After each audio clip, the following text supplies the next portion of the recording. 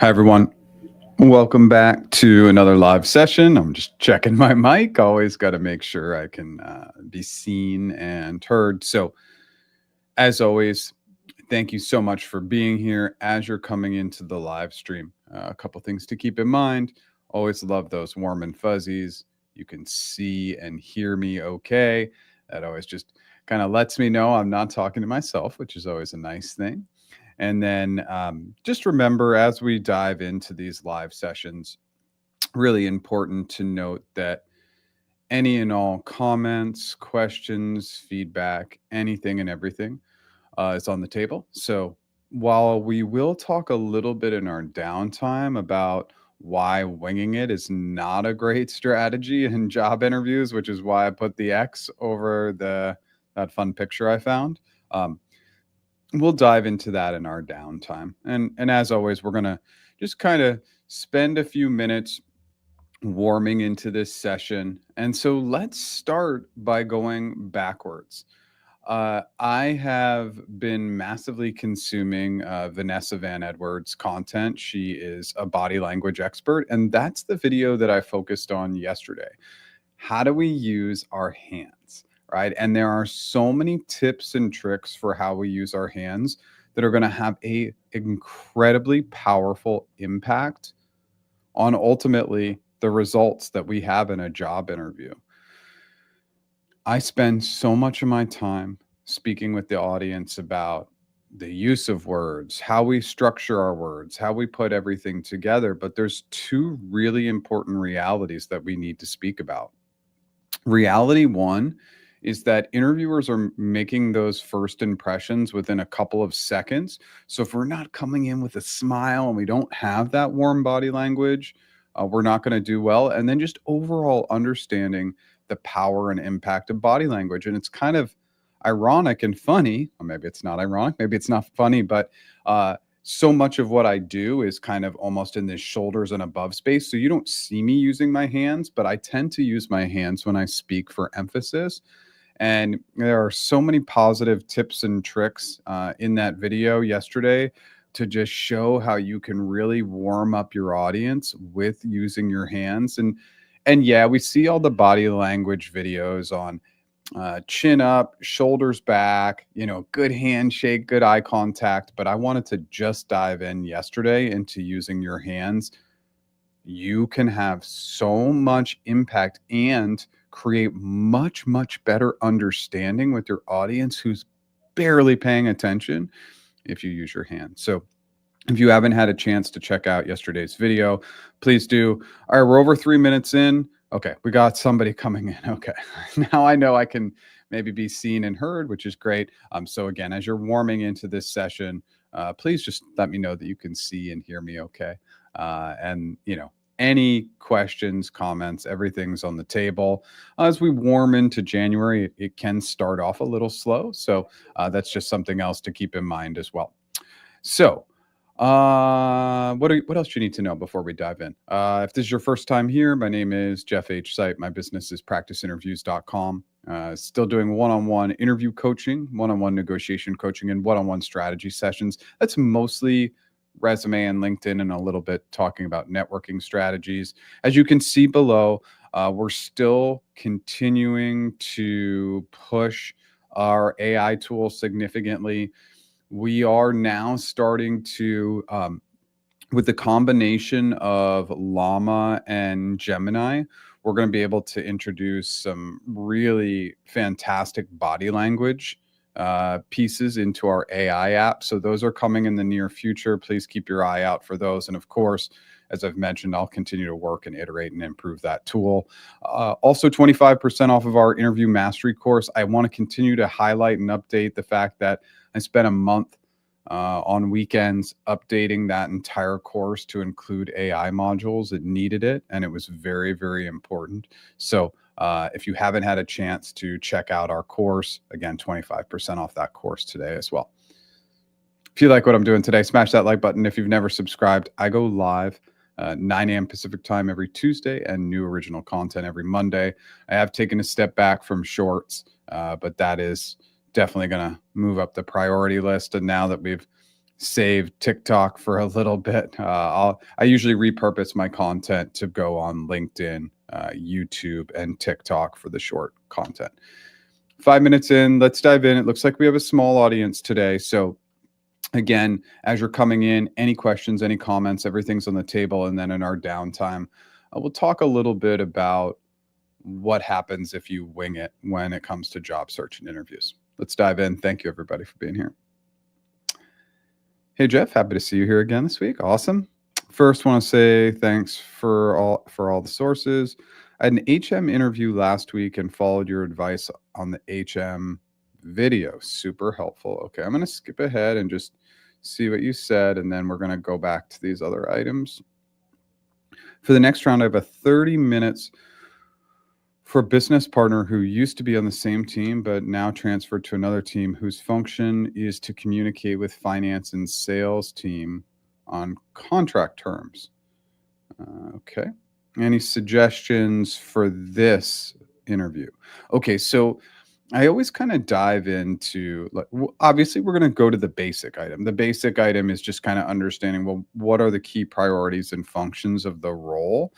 But also understanding that if this person's job is to communicate, we want to put more emphasis on our communication skills.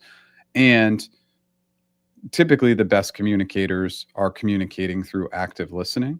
And so as much as you can get this business partner to do most of the talking, sometimes that can happen in an interview, but just be speaking to collaboration and inclusivity. Typically for anybody in a collaborative role, that's going to work well. I don't have all the details, so if you want to share some additional details about the role, that might give me some of that additional context. That's going to be helpful for me to help you. Awesome. Can see and hear me. Snowy Virginia. Yeah, it's in the US right now. It is snowy and cold. And of course, in San Diego, it's going to be 67 and sunny today. We sometimes actually want changes in our weather, but we need some rain. But a beautiful day here today. Very fortunate. Okay. So go here. You're applying for a TAM role. Okay. Is there any prep that you recommend other than your content, your coaching, CFAS, STAR method, and official Google application guides? Okay. So, obviously, yeah, of course, I'm going to push my content, but, for the TAM role, just so much of the TAM role is like all the other technical facing roles that are client facing. So what do we mean? You have to be technical, but they are going to double down and strongly focus on your communication skills. And so being able to speak at a technical depth at a high level is really powerful, but going too into the weeds can sometimes overdo it. And so, yes, one big recommendation, if you haven't, type in Google Cloud testimonials or GCP testimonials. Those are really, really helpful because they're use cases, and going through those use cases can just get a little bit more of a pulse and feel of some of the thematic items that are going on with GCP's customers. I love the Google testimonials page. And by the way, you won't even scrape the surface, right? There's so much content and data there. It's crazy. But going in with a little bit of cloud knowledge, because what do the recruiters always say? If you're going into an ads role or a cloud role or any role at any company, they're going to say, you don't need to know that stuff. We're going to teach you. The reason why that advice is terrible is because they're not using the simple science and psychology of the fact that the interviewers are working in that product space every single day. So if you're not making it relevant to them, it's just a missed opportunity. So anytime you're going in for a pretty product specific role, again, we can just kind of throw out GCP in this example. I want you to at least have a baseline, understand how storage and compute and networking work within the GCP platform, know some buzzwords. You're not trying to say those words to just implement them. You're saying them because you understand the context behind them. So I hope that's helpful. Of course, with the TAM roles, we're seeing way, way less of them. Early 2022, I mean, I was coaching multiple TAMs a week, and now once every few months, right? There are way less TAM openings, and I don't know why they deprioritize those roles, but that just could be an interesting question that you ask, Edward, as you go through the process. Let me know if you have more questions. Hey, Jeff, love your content. Thank you. Must say it's really helpful. Awesome. I do have a big problem, interview nerves. I never feel ready for an interview, and lately procrastinating added to this. Any advice? Okay. So, yes, I saw this really great quote, and I think everybody knows I'm like a crazy learning person. I probably spend too much time on the learning end of things, but turn those nerves and anxiety and stress, try and turn those into excitement, because the internal reaction that our body is having for nerves and anxiety is the same excitement. It's kind of like flutters, and so the way you control that is your breath, right? And so deep breaths, and people think it's a little weird that I go into breath work when we talk about anything related to the job space, but you can even hear my voice changed a little bit. It got a little bit more settled with just one deep breath. So imagine taking 3, 5, 10, 20 deep breaths before you go into an interview. Your voice is going to come calmer, lower, slower. It's really important. So you have to use your breath. Now, procrastinating for interview prep. Of course, prepping for interviews is the worst. I get it. It's terrible. Nobody likes interviewing, or very few people really truly enjoy interviewing. It's probably 1 or 2% of the population actually enjoy going through the interview process. So you probably fall in the 98% that doesn't like it. And so that can cause us to procrastinate. But what I can tell you is the best way to avoid procrastination is just to build in the plan and make it a part of your routine. And so, yes, I understand it's very hard to make interview prep a part of your routine if you don't have interviews. But when you do, setting aside the same hour every day to do the prep, or setting aside same time blocks to practice with other people or practice with an AI tool, setting the time blocks and sticking to those time blocks really helps procrastination. And it's just a part of your daily routine when you're going through the interview process. That's my recommendation there. I know it can be hard to overcome, though. Your role is to review all contract terms to make sure the terms compliance with accounting guidance, and make sure proper revenue recognition. Okay. Also, can I ask the same questions for this round, like coolest project you're working on and what do you like the best about the job? I asked those to the hiring manager and it worked pretty well. Okay, yeah. So again, when it comes to one of the biggest misconceptions is that accounting and finance roles are not collaborative. Well, they're incredibly collaborative in the sense that a lot of times we need that financial information from critical stakeholders. So I want you to lean into that. What are some best practices you use when you maybe can't get the information or struggle to get the information, or the information isn't clear?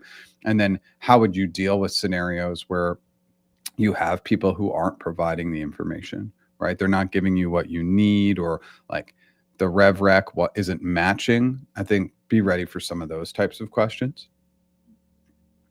And then absolutely for this one, I ask all interviewers the same questions, of course, because they're not really capturing the fact that you ask questions. What they're capturing is your likability at the end of the interview. And yes, first impressions are absolutely critical and are going to really mean everything for your ultimate results. But I always ask people about themselves. Again, we go back to Dale Carnegie's How to Win Friends and Influence People. And the more people are talking about themselves, the things they care about, the more they like you. And if we are removing that science and psychology from the end of our interviews, we're just not doing ourselves any favors. And I know it's different coaching, but I don't like to mess with the brain. The brain works in a certain way. And I just say the brain works this way, and I'm not here to question it. I'm here to take that knowledge and apply it. So same questions would be great. What do you love about the company? What do you love about your role? What do you love about the team? What's the coolest thing you're working on to the extent that you can share? Why wouldn't we ask those questions? What's the biggest challenge for me? What's my 30, 60 day, 90? Like, what's the hardest thing? Challenge, hard, all these things that will bring your interviewer down. Love, love, love, cool. It brings them up. You had an interview with you have had interviews with big tech companies. Actually, once I failed after that, everything started getting worse because I'm so afraid to fail again. I canceled the interviews. Okay. So let's go back. I never want you to, if you get interviews with big tech, canceling them because of nerves, that's a big deal. And obviously, I want to be here to be empathetic to that because, like, obviously, nerves are playing an incredibly big role. So again, with your breath, that's good. You can also in the interview say to each interviewer, say, I tend to get really excited in job interviews, and sometimes I just need to take a moment to collect my collect my thoughts, take a breath before answering. So that's the additional piece of coaching is when you get questions, just say, okay, thank you so much. I just want to restate the question, make sure the question you're answering is clear. That will always remove some stress and anxiety. And then always ask them for time. You say, okay, based on my excitement, just please give me a moment to think through my best answer. And then you're going to take that minute to gather your thoughts, think about what's the best behavioral example to use, or if it's a hypothetical question, what are the assumptions you're going to want to use, and then basing some clarifying questions and some frameworks around that specific assumption.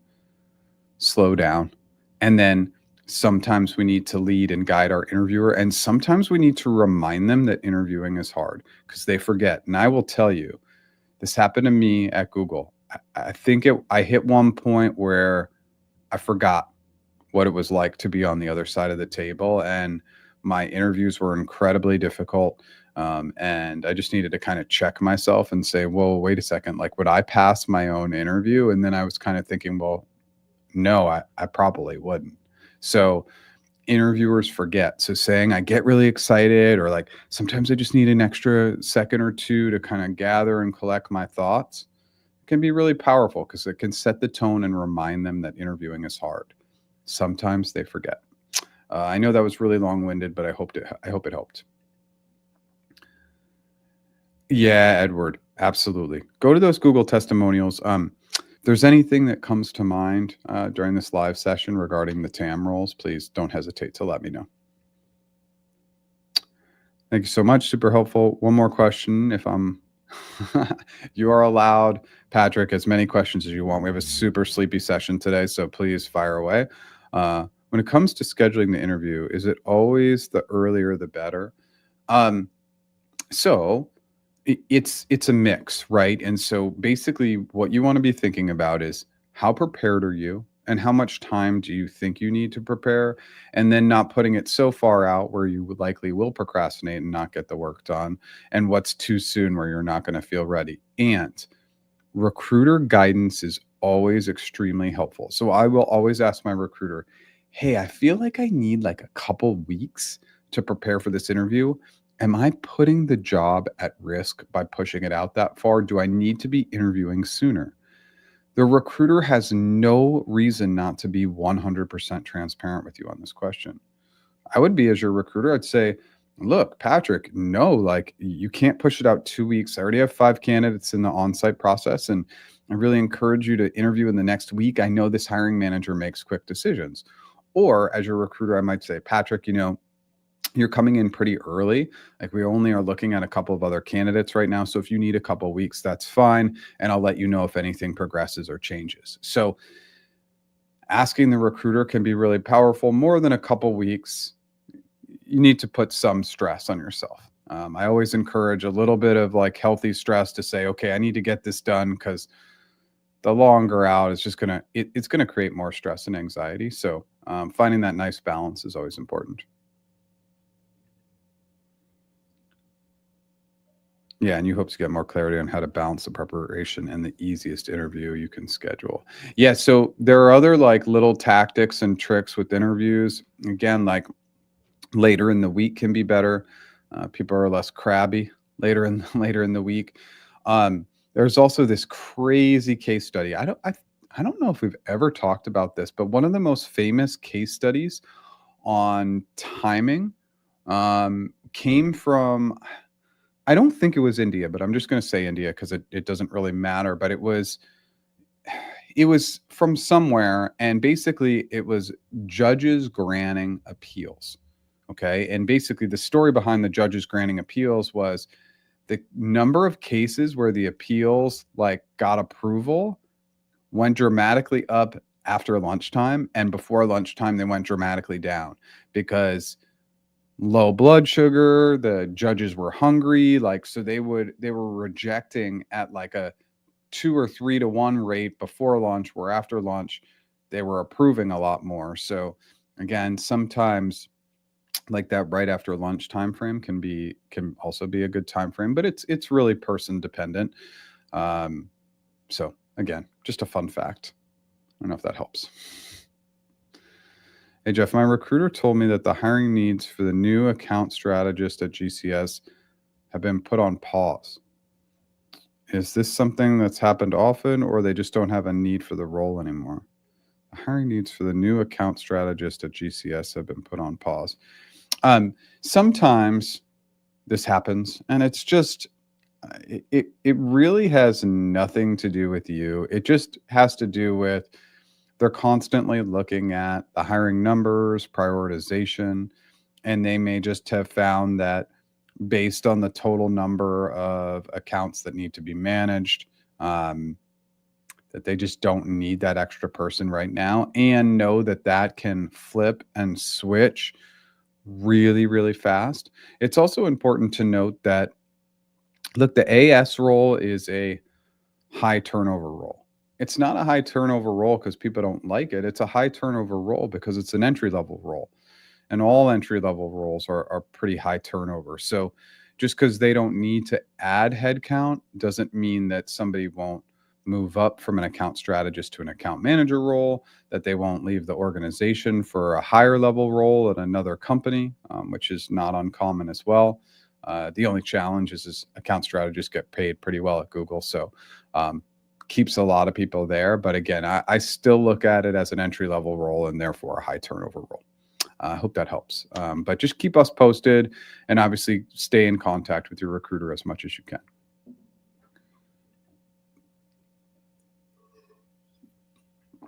The business stakeholder is at the director. Business stakeholder is at the director level, I'm guessing. And I'm a big fan of the hiring manager since we did similar projects for the system implementation. Should I mention my like for the hiring manager? No, unless it comes up and it's like very natural. It's like, oh, I see you got the chance to speak with Sue, and say, yeah, Sue and I had awesome synergy when it came to, we really have worked with A and B together, and so it really brought together our ideas. Again, I'm using some of those hand gestures from yesterday's video. If you haven't had a chance to check that out, definitely do. But only if it's natural, don't force it. I don't like anything forced in a job interview. I bring up things as they naturally come up, but forcing them in, oftentimes it feels forced to your interviewer. Also, how to mention some of the latest news I learned from the company for this conversation. Same advice. If it's forced and it's like, I heard that Google's doing X, it's like, well, are we forcing that just to pretend like we've done our research? Or not pretend, I guess you would have done your research, but are we doing that because we want to sound knowledgeable or because it actually applies to the conversation? So if it comes up naturally to say, oh, like, what are you seeing from a trends perspective? It's really interesting that you asked, because I was able to check out X and I thought it was really interesting. Obviously, I think that A, B, and C are great opportunities for the organization, and happy to dive into a conversation about that subject area. I found it really, really interesting. So you can always do these things. It's just always important to remember that forced is forced and natural is natural, and forced, it feels forced. Okay, we are at 25 minutes in and out of questions, which is very uncommon for these live sessions. And also, okay, I will show up for the audience as long or as short um, as it needs to be. But I also want to I do want to chat a little bit about the winging it piece, and we'll get to that in a moment, Patrick. But I want to answer your next question. Yes. The why company question, I really, I'm such a big fan of the why company question in the rule of 3. And so we really kind of focus in on, well, why is it like really impactful for you? What's something cool that the organization is working on? And then something that's more like role specific. And that rule of 3 can work really well. And it's just a warm up and fuzzy question, right? So uh, we're not spending a lot of time on these questions, 1 minute or less, but absolutely you can bring it up. So if it's robust, right, how do you lean that out to reference that that was something that recently really excited you and it excited you for A, B, and C reasons, and talking about A, B, and C in 3-second chunks, right, 5-second chunks. Because if that chunk of the answer needs to be a minute or less, you got to spend 20 seconds or less on that specific subject area. Just my advice. Hope that helps. How do I handle a tough conversation with my current employer if I get hired by Google shortly after starting with them, knowing I completed the Google interviews before joining? Yeah, I mean, so much of transitions is about setting them up for success. You can say, I just, you go in and you resign with gratitude and ideally this is an in-person conversation, and you just say, look, I understand that my tenure here has been very short. uh, I was very fortunate to land an offer from my dream company, and for that reason I do need to move on.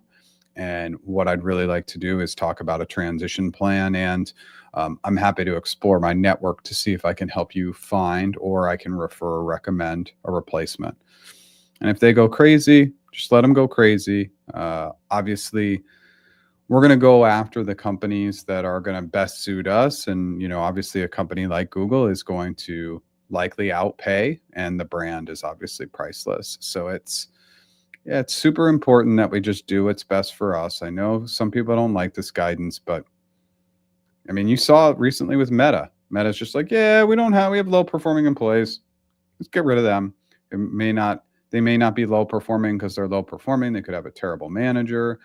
They may not be looking at the historical data. They may just be looking at a snapshot of today's data. These companies are going to continue to do what's best for them. We have to protect ourselves and do what's best for us. Life is too short to not make moves. And so just graciousness and kindness, and being ready to discuss a plan and maybe help them find a replacement by just referring a few people in. But if they get really upset with you, or they're just showing their true colors. They're going to be upset, but their ability to handle it in a calm, cool, and collected manner will speak to who they are as an organization and who they are as a manager. Okay, cool. Oh, Liz, you can't show up late to these lives. Oh my goodness. No, thanks for being here. You were in a job interview. Okay, it went well, but I wish I had prepared more for greater concision. Okay. You winged it. Oh boy. Oh, we got to talk about that. Who won the month giveaway? Um, Everybody won. So if I don't know, like, again, I'll kind of state this because um, I felt as though, and Liz, please correct me if I'm wrong. So for Liz's context, I did a free giveaway of my AI tool on LinkedIn, and I just recommended that people put the names in. And basically, I thought I was pretty clear to say, hey, like, check back at 9 a.m. on Monday. I know it was a holiday yesterday, but just to say, hey, check back in at 9 a.m. on Monday, and I'll list all the winners, and you were one of them. But nobody's followed up with me. So a little bit awkward, but it's all good. Why don't you just DM me on LinkedIn? Okay, that would be great. Thanks. And thank you for being here as always.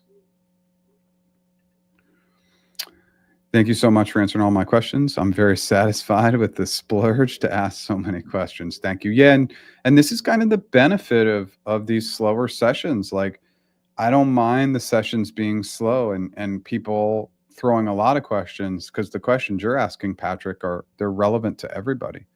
These are questions that a lot of people have, and that's why I think that maybe some people might get sick of the repetition. Like, maybe a live host might get sick of the repetition of questions, but it's not just about getting the answers to the questions for you. It's the fact that lots of people have similar questions. So thanks so much for the engagement. I really appreciate it. How do you handle a GCA interview with Google when you get stumped with something that you didn't expect, specifically when you're nervous? So, the reason why most people get stumped in the GCA interview is because they get asked a random question, like, I always default to this one because it's just the best example. Lots of, for a couple years or a few years, lots of Google Cloud candidates were being asked the open a pastry shop question. But, you know, based on the role, you would handle that question very differently. And so, what do I mean? Answer it like you're in the role. Because if we try and answer generically, of course, we're going to get stressed out and nervous. If I am a customer engineer focused on application modernization, I am going to answer the open a pastry shop question all by setting up good point of sale systems. How do I sell this stuff online? Am I getting the right cloud analytics to assess whether the chocolate chip muffins or blueberry muffins are doing better? I'm going to answer it like I'm in the role, because that removes all the stress, right? So really, really important. Um, I hope that helps. But what makes people nervous in the GCA interviews is they don't answer like they're in the question. Like they're in the role, and that's the best advice I can give. Yeah, Liz, absolutely. Sorry to hear you were sick, but no worries. Just DM me. FYI, offline 2 days. So my interview was a get to know you type, motivations, values, strengths. Not a FANG company, by the way, but 700 people. Now I want to write an excellent. All right, we'll wait for that. Come back here. Hey, Jeff, I'm still waiting for my last round of interviews to be scheduled at Google. I have a hard time closing the deal. Are there any tips or resources I can check out? Still waiting for your last round to be scheduled. So I think that's really simple. Be proactive, right? In a really positive way. Sometimes when we're just waiting, we can take control. We can take control in a really friendly way. Like, let's imagine our recruiter's name is Jane. We just check in with Jane and we say, "Hey, Jane, I hope you had an awesome 3-day weekend. Just wanted to check on the status of my application. I remain engaged and excited about the role." And that's it. That's one way to really take control. Um, all the other tips and resources is just, if you haven't heard anything yet, just still be in heavy, heavy prep mode. Still just be diving into everything. Do your due diligence. It's time to take advantage. Obviously, even getting interviews today is really, really hard. I know that that's very high level advice. So let me know if you have more questions. Thank you note, and prepare properly for all interview types: behavioral, cognitive, coding, and informal, casual, right? Like, so informal interviews are interviews, and we just need to treat those accordingly. Treat them like any other conversation. Do you have a template or approach for thank you notes that keeps the interest, shows gratitude, and keeps you in the running?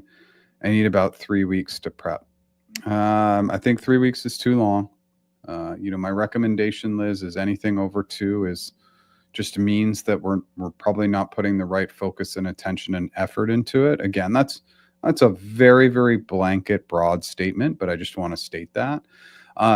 If you go to YouTube on desktop, and go to the search bar on my YouTube channel, I do have a thank you notes video, but short and sweet. Highlight a couple of specific items, 1 to 2 specific items, but 4 sentences, and run it through GPT. Make sure there's no spelling errors. Make sure that it's not going to optimize or make it sound a little bit better. For thank you notes now, I think my guidance would be always run it through GPT. The cybersecurity sales rep. I have a cybersecurity sales rep role at Google a week from today. I think it's an interview. The recruiter gave me a very specific document of what to expect, and it stresses cybersecurity product knowledge that I don't have experience with. Would you expect to see a lot of product knowledge questions? Also, can my current coworkers see I'm on this video? They can. Just know that, again, I have a small following, and we have a small following today, and the likelihood that anybody sees you is incredibly limited.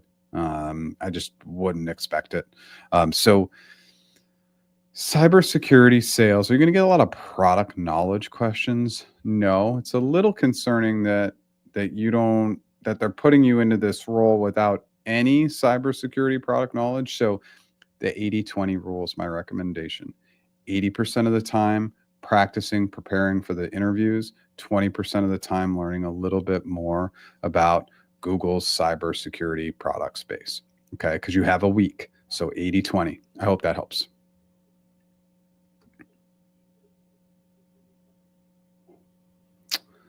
All right, Vinod, how to prepare for the interview internally within the org for promotion?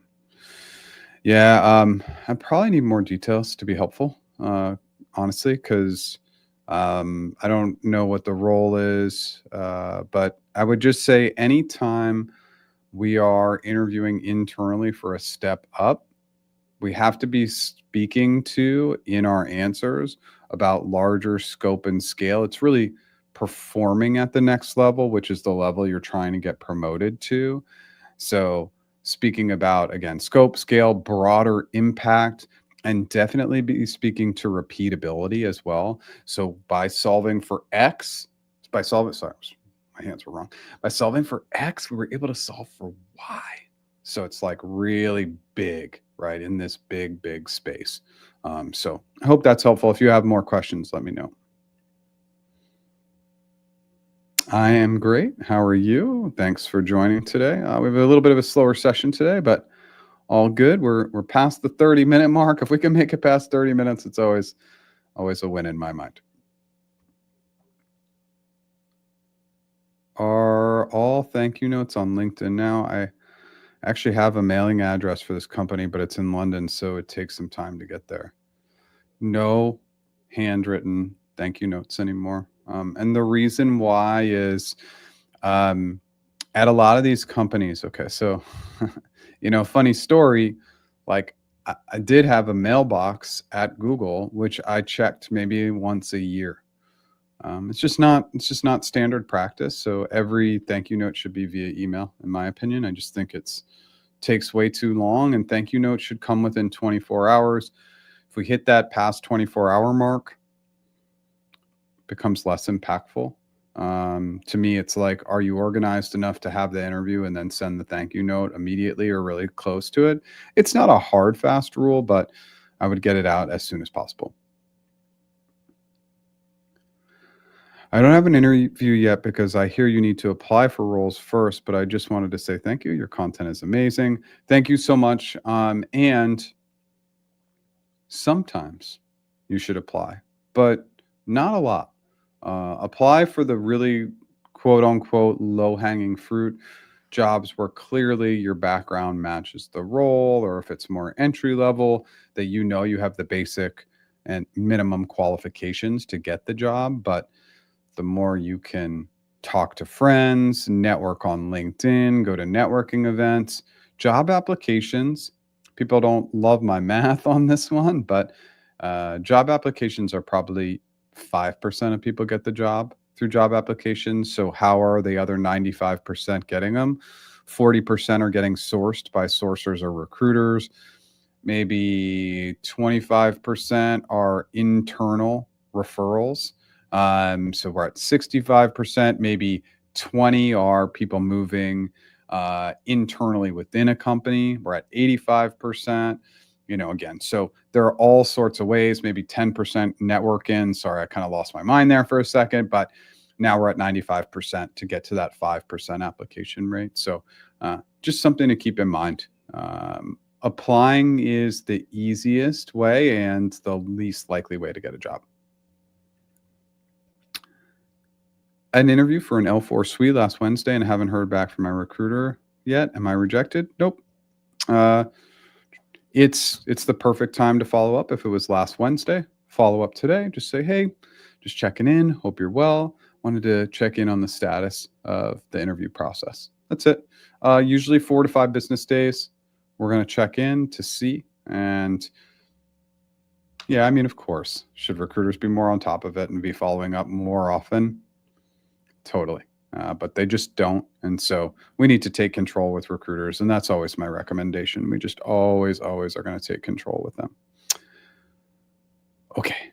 We're out of questions. Any and all questions that are still coming in, let's take them. I'm going to take a pause as questions come in. Just want to talk for like 2 or 3 minutes about winging it when it comes to a job search and interviews. And so even when I meet with clients and they pay my rate to meet with me for an hourly basis, sometimes they just say, oh, I didn't use the methods in the interview. I just winged it. It's like, well, there's 2 really important things. Let's actually start on the interview side of things first. So on the interview side of things, following a method is the foundation. So STAR method, situation, task, actions, results. For behavioral questions, tell me about a time when, give me an example of. And the CFAS method, clarify, framework, assumptions, solution, for questions like, what would you do in X scenario? How would you handle Y? And never, ever breaking from the method, the exact steps of the method, the thoroughness of the method. Anything else is just saying, we are leaving things up to chance, and I don't like to leave things up to chance. I want to be incredibly prepared. Never break from the method. It's always important. And then, of course, for common questions, tell me about yourself, why the company, rule of 3 in 1 minute or less. But constantly following these methods means we are allowing the interviewer to follow a system and stay more attached to our answer. No system, we're going to jump around quite a bit and we're going to lose track. Now, when it comes to job search, what most people do is they say, well, today I'm going to look for a job.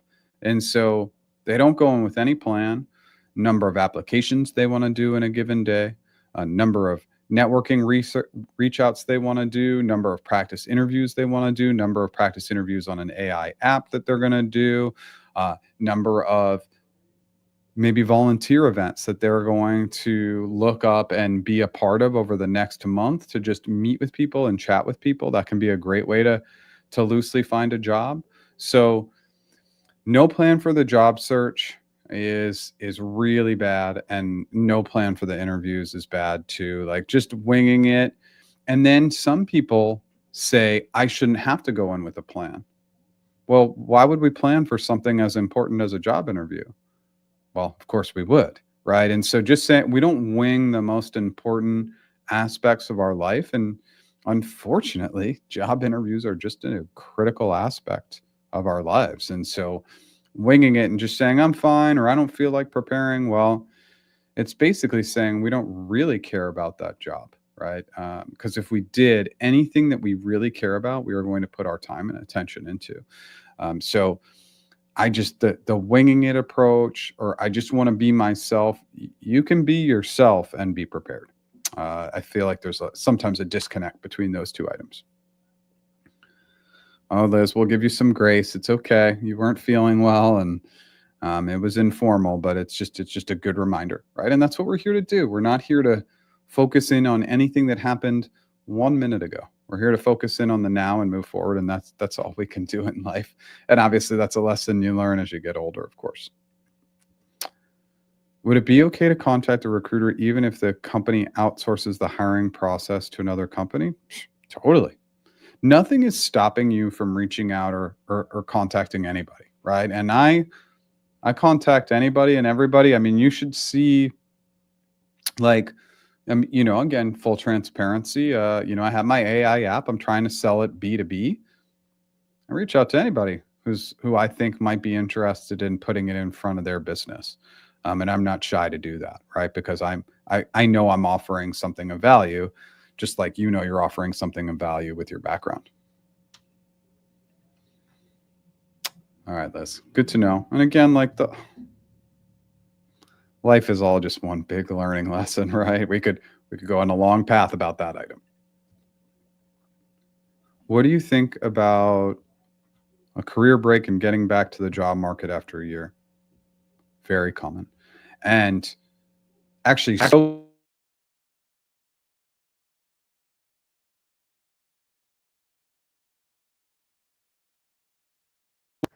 oh, sorry, I had a quick mic hiccup there. I think my mic looks good. I think we should be good. Let me know if you guys are having any challenges hearing me. Average job search is taking like 6 to 9 months now. So it's taking a long time. So even a career break of a year, that's pretty standard and typical for people looking for work. So I wouldn't worry too much about it. Obviously, the biggest thing with career breaks and we have gaps, we just want to talk about what we did in that time to learn, grow, improve. That can be really powerful and impactful.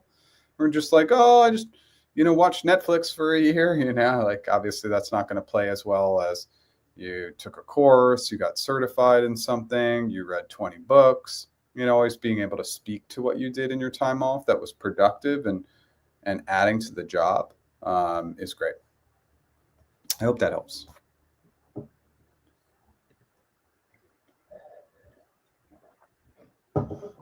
Okay. Sorry, Edward. Hydrating, caffeinating.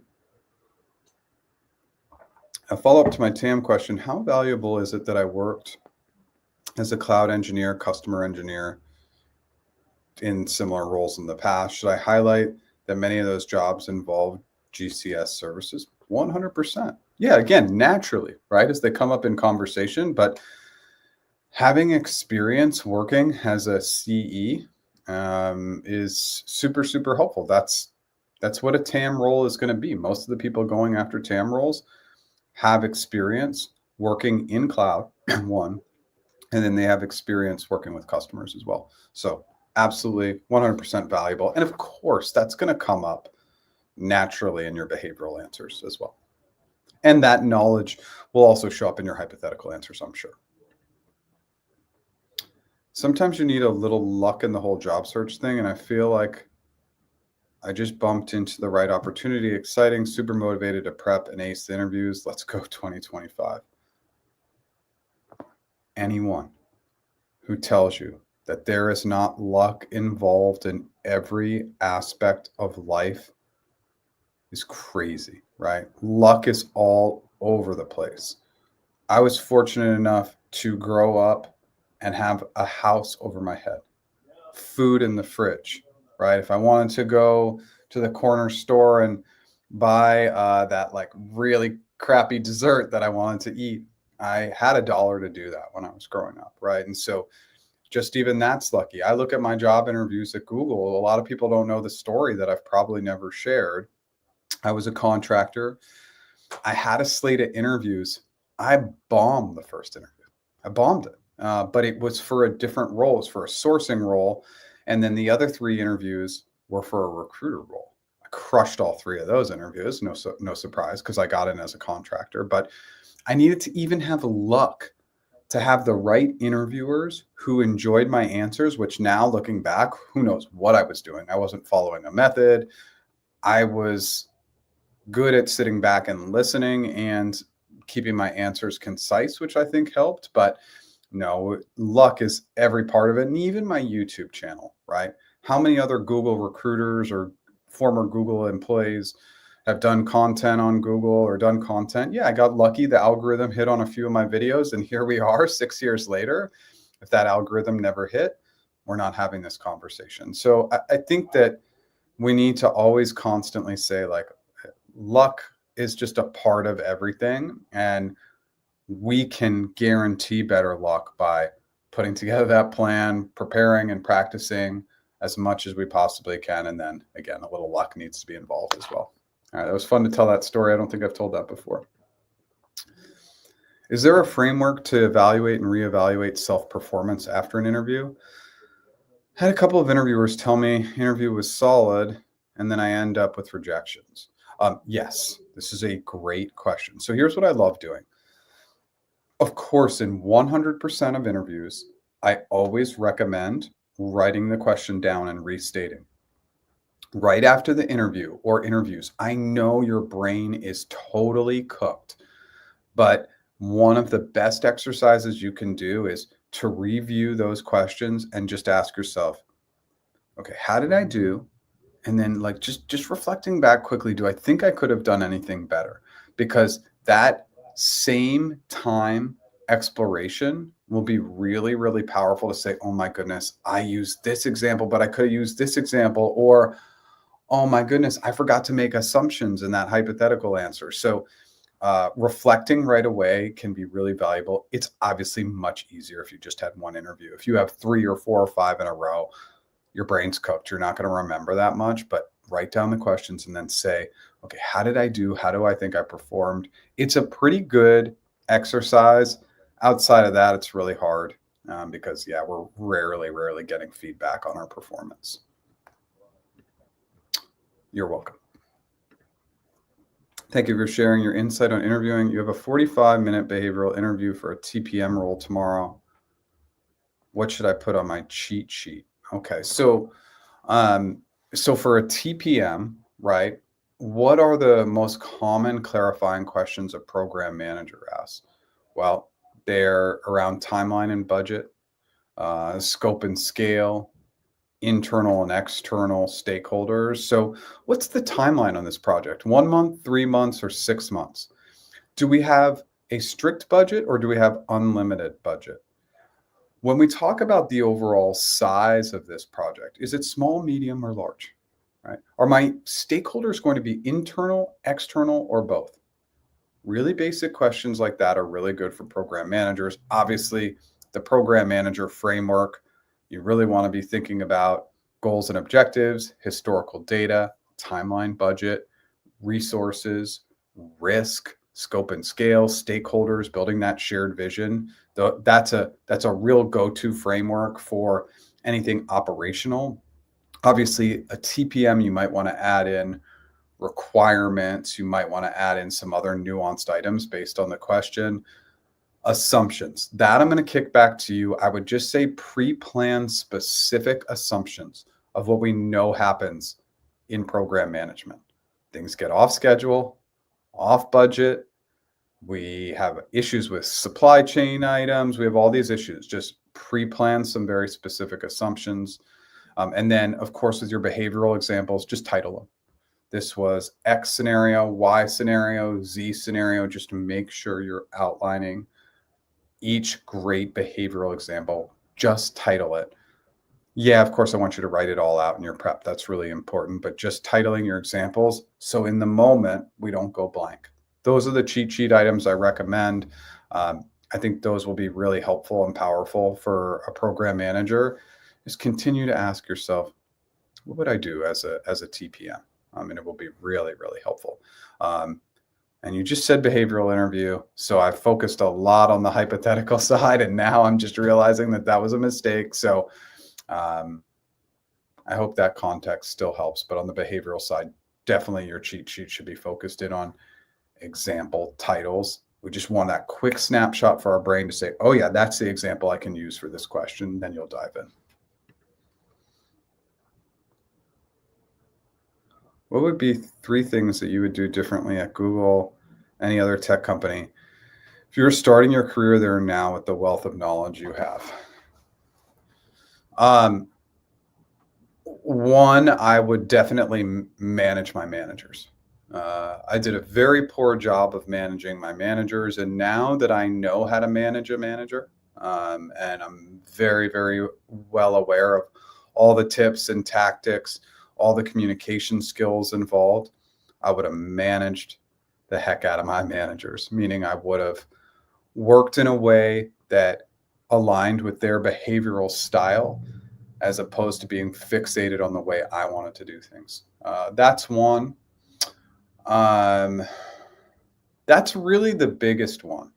And the other two I will reference that I think I did a good job of is building a really strong brand right off the bat, like willing to outwork everybody, willing to take on extra projects, willing to really stretch in terms of conversations, meaning having like virtual coffees or in-person coffees or lunches with people you don't really know to learn more about them, ask about them. I did a lot of that early on.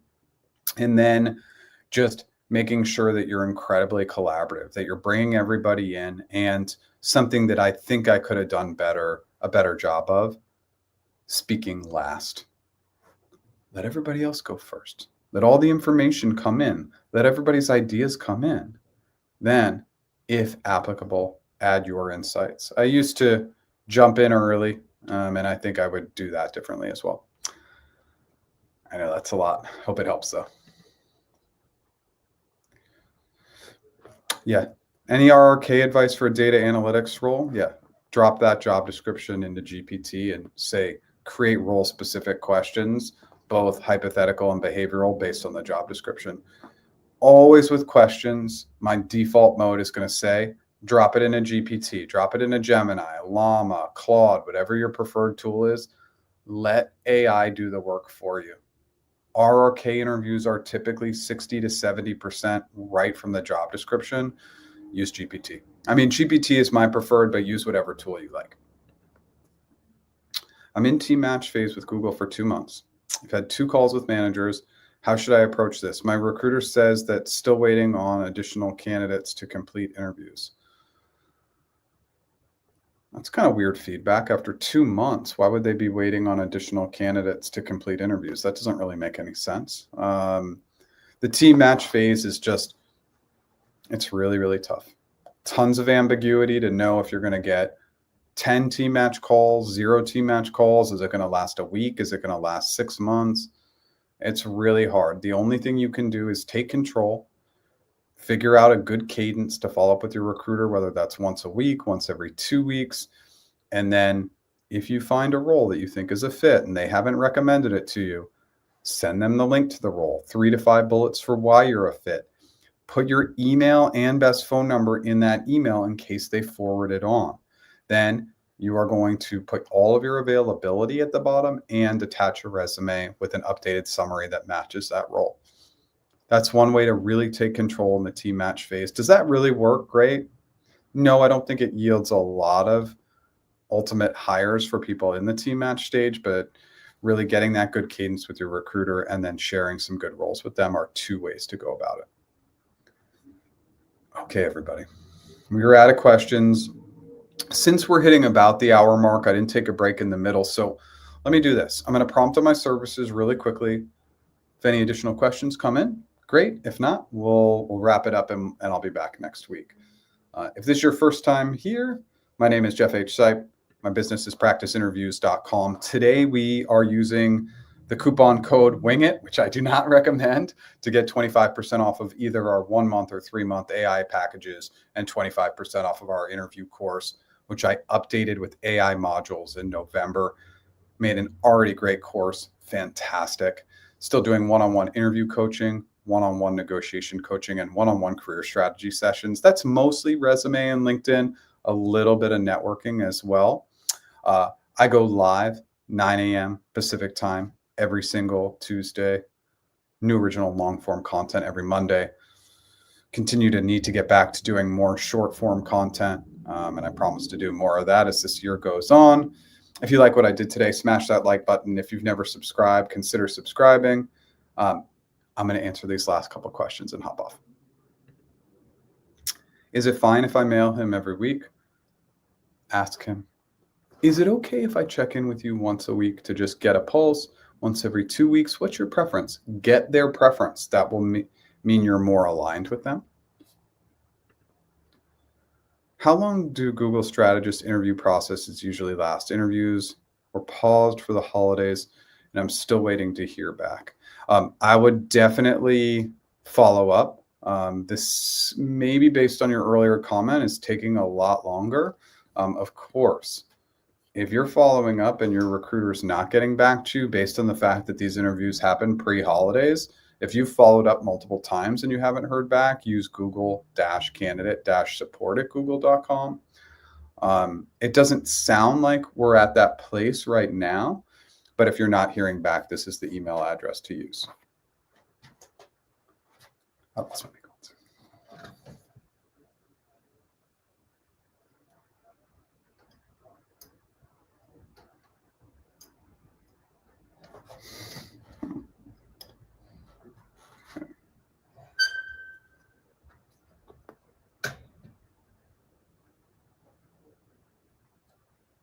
Okay, sorry everybody. The challenge with these mics is that you buy these very expensive microphones, and unfortunately, the cords always get loose after like 2 months. So sorry about that. I just want to make sure you heard me that this is the email you should use if you haven't heard back. It doesn't sound like that's the case. So I would check in with them immediately.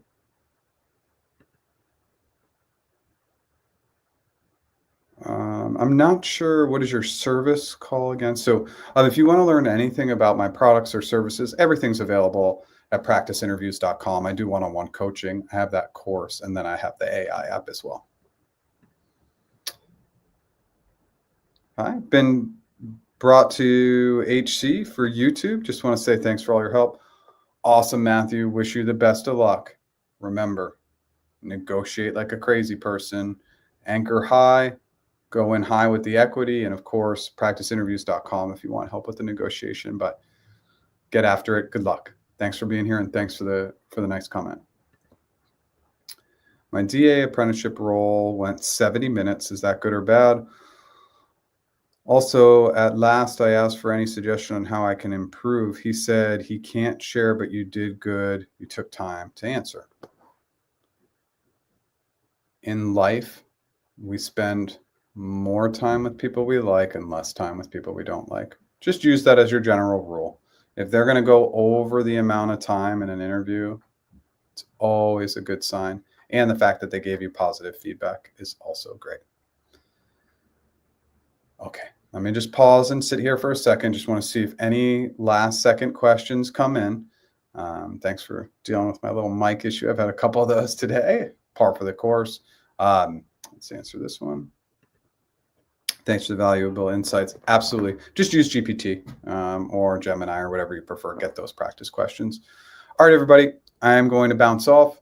Thank you so much for being here. It's a little bit of a slow session today, but somehow, some way, we always squeak it out to a little over an hour. So I appreciate everybody showing up. I'll continue to show up for you. Have a great day. Thanks.